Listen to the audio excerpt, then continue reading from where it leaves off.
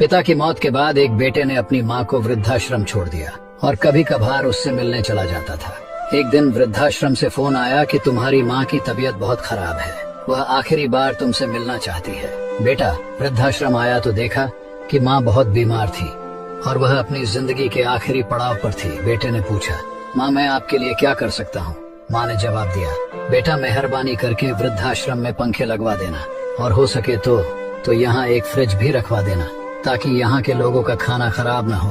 वह इसलिए कि यहाँ मुझे कई बार बिना खाए ही सोना पड़ा है। बेटे ने आश्चर्यचकित होकर पूछा, आप तो इस आश्रम में लंबे समय तक रही, लेकिन मुझे ये शिकायतें पहले कभी नहीं की, और आप आज जब दुनिया छोड़कर जा रही हो तो इस आश्रम के लिए इतना प्रेम क्यों? माँ ने जवाब दिया, बेटा वो इसलिए कि मैंने तो यहाँ रहते हुए गर्मी, भूख, दर्द सब कुछ बर्दाश्त कर लिया, लेकिन जब तुम्हारी औलाद तुम्हें यहाँ भेजेगी तो मुझे डर है कि तुम ये सब नहीं सह पाओगे। बस इतना कहते ही उसकी माँ की सांसें थम गई। बेटे की आंखों में आंसू थे और हाथ में अपनी माँ का हाथ। मेरी सभी पुरुष जाति से विनती है कि कभी अपने माता पिता को अपने से दूर न करें।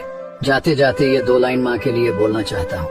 मेरी दुनिया में इतनी जो शोहरत है मेरी माँ की बदौलत है। ऐ ऊपर वाले, और क्या देगा तू मेरे लिए, तो मेरी माँ सबसे बड़ी दौलत है। अगर मेरी बात से सहमत हो तो अपनी माँ के लिए एक लाइक और कमेंट में यस लिखिए।